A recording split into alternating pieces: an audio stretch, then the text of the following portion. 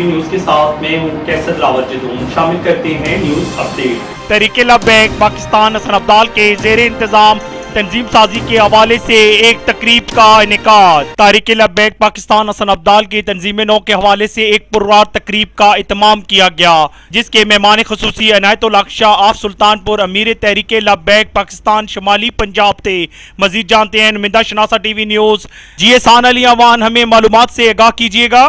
तहरीक लब्बैक पाकिस्तान हसन अब्दाल ने तंजीम नौ के हवाले से एक पुरवकार तकरीब का एहतमाम किया, जिसके मेहमान खुसूसी इनायतुल हक शाह ऑफ सुल्तानपुरी अमीर तहरीक लब्बैक पाकिस्तान शुमाली पंजाब थे, जिनका इस्तकबाल रैली की सूरत में किया गया और फूलों की पत्तियां निछावर की गईं।